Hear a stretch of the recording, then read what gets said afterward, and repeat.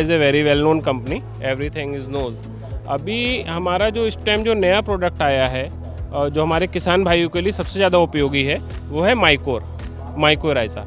तो हमारे इस प्रोडक्ट की माइकोर की एक खासियत है, हमारे किसान भाई जो भी ज़मीन में खाद यूरिया पोटाश डालते हैं वो उस ज़मीन को पूरा नहीं मिल पाता है, जिससे कि वो लागत तो लगाते हैं, खर्चा पूरा करते हैं, लेकिन उसका आउटपुट उन्हें नहीं मिल पाता है। हमारा जो माइकोर है इसकी खासियत ये है, अगर ये 4 किलो एकड़ के हिसाब से किसी भी क्रॉप में हम यूज़ करते हैं, गन्ने और आलू में इसकी डोज डबल हो जाती है 8 किलो एकड़ के हिसाब से।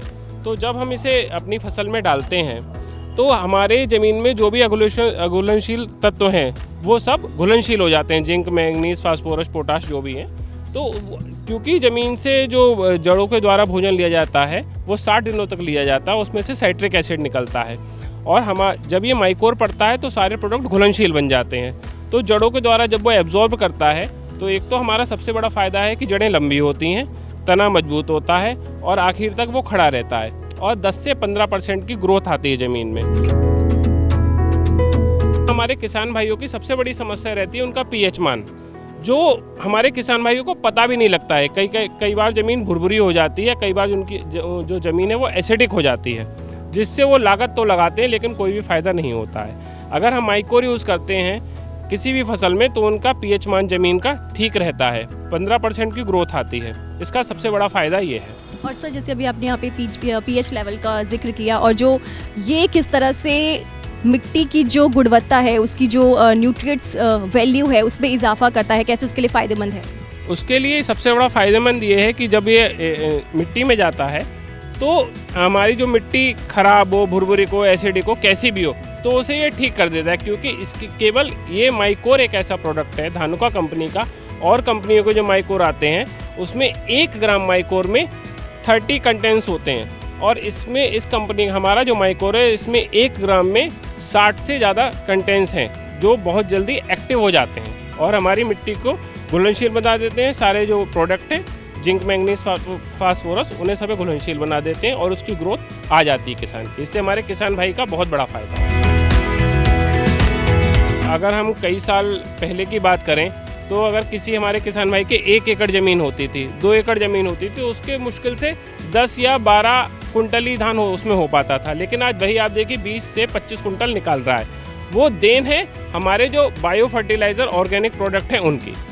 इसकी खासियत है कि आप कितनी भी बंजर ज़मीन हो, कितनी भी बेकार ज़मीन हो, अगर इसका बंजर से बंजर ज़मीन में इसका यूज़ अगर हम 2 बार करते हैं तो वो हमारी ज़मीन ठीक हो जाती है। इसलिए किसान के लिए बहुत ही ज़्यादा उपयोगी है।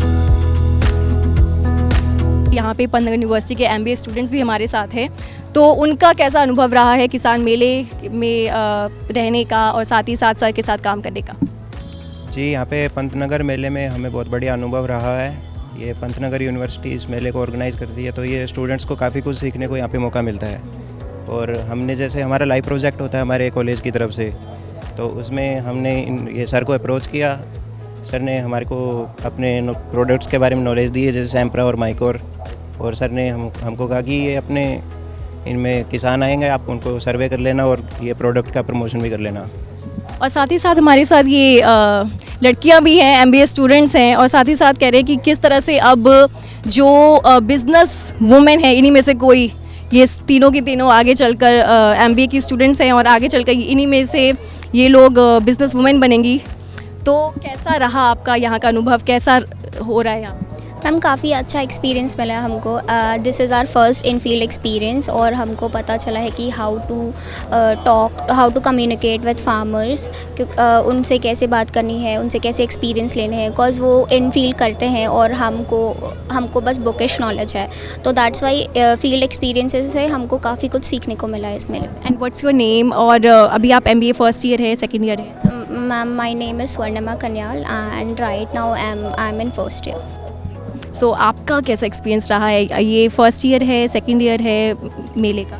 ये फर्स्ट ईयर है, मेरा पहला लाइव प्रोजेक्ट है MBA का। बहुत अच्छा एक्सपीरियंस रहा है। अभी तक हम लोग जो बुक में पढ़ रहे थे, यहाँ रियल लाइफ में वो चीज़ हम एक्सपीरियंस कर रहे हैं। तो सर के साथ, और सर ने काफ़ी अच्छी नॉलेज भी दी है प्रोडक्ट्स के बारे में, कैसे हम सेल्स एंड मार्केटिंग कर सकते हैं एक्चुअली, तो अच्छा है। And what's your name? Dikshika Rathan. And Dikshita, जैसे यहाँ पे आप देख रहे हैं कि जो किसान हैं, फार्मर्स भी आ रहे हैं, तो क्या आपको सीखने को मिल रहा है कि फार्मर से किस तरह से जो है कम्युनिकेट करना होता है, उन्हें समझाना पड़ता है कि ये प्रोडक्ट हैं, तो कैसा रहा आपका इसका अनुभव? उसका एक्सपीरियंस भी बहुत अच्छा रहा, क्योंकि यहाँ पे हम डायरेक्ट किसान से ही कैसे हम उनसे बात करते हैं, कैसे हम उन्हें समझाते हैं, वो हमारी बात को कैसे समझ सके, ये सब हम इन लोग यहाँ पे सीख रहे हैं। एंड आपका क्या नाम है? मेरा नाम निकिता गुप्ता है। मेरा यहाँ पे एक्सपीरियंस बहुत अच्छा रहा है। हमने बहुत सारी इन फील्ड नॉलेज हमने गेन किया है सर के साथ। प्रोडक्ट्स के बारे में जाना, फार्मर्स से कैसे इंटरेक्ट करते हैं, सेल्स एंड मार्केटिंग को कैसे प्रमोट किया जाता है, ब्रांड प्रमोशन, ये सब का काफ़ी अच्छा अनुभव रहा है हमारा। एंड आप लोगों का मार्केटिंग का कैसा, सेल्स का कैसा, किस तरह का आपने यहाँ पे सीखने को आपको मिल रहा है इस पंतनगर किसान मेला में? Actually, madam, they are providing us live-to-live interaction with the farmers. The complete book knowledge is different from the practical knowledge. We are gaining a lot of knowledge by interacting with the farmers. Actually, sir Akshay sir तो बोला हमको कैसे interact करना farmer से, product के बारे में awareness कैसे पता चलना, सब बोल दिया sir. So we are interacting with the farmers. It's a good experience actually.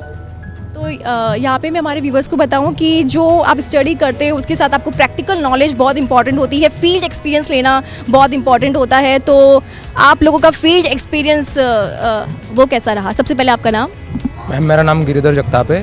Field experience बहुत अच्छा था मैम, क्योंकि हम जो कॉलेज में पढ़ते हैं वो सब बुक में से नॉलेज होता है, लेकिन यहाँ पे अक्षय सर ने फिर सेल्स एग्जीक्यूटिव सर ने बहुत अच्छा इंफॉर्मेशन हमको दिया, और फार्मर के साथ हमें ग्राउंड प्रॉब्लम्स समझने का मौका मिला।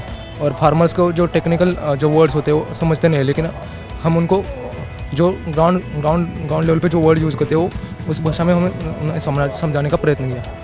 जैसे कि उन्होंने बोला कि फार्मर्स के लिए जो टेक्निकल भाषा होती है उसको समझना थोड़ा सा उनके लिए मुश्किल होता है, और ये स्टूडेंट्स का काम है कि किस तरह से वो आसान से आसान भाषा में प्रोडक्ट्स के बारे में, मार्केटिंग के बारे में, चीज़ों के बारे में उन तक वो आसान शब्दों में उसको पहुंचा सके। तो ये सब जो प्रोसेस है वो आप लोग कैसे करते हैं? पहले तो उनके आसान लैंग्वेज में हम लोग को समझाने की कोशिश करते हैं, एंड जो नया चीज़ आया है मार्केट में, क्या चल रहा है, रिसेंट ट्रेंड्स क्या है, ये सब के बारे में समझाने की कोशिश करते हैं। पुराने जो तरीका था वो अब जो धीरे धीरे कम हो रहा है, एंड हम लोग जो टेक्नोलॉजी को अडेप्ट कर रहे हैं वो सब कुछ समझाने की कोशिश करते हैं। तो ये थे हमारे साथ पंतनगर यूनिवर्सिटी MBA के स्टूडेंट, साथ ही साथ सर ने हमें बताया कि किस तरह से जो ऑर्गेनिक प्रोडक्ट वो ला रहे हैं वो किसानों के लिए फ़ायदेमंद हो सकते हैं। किसान ऑफ इंडिया के YouTube चैनल को सब्सक्राइब करने के लिए नीचे दिया हुआ सब्सक्राइब बटन दबाएं, और किसान ऑफ इंडिया से जुड़े सभी अपडेट्स को पाने के लिए बेल आइकॉन दबाना ना भूलें।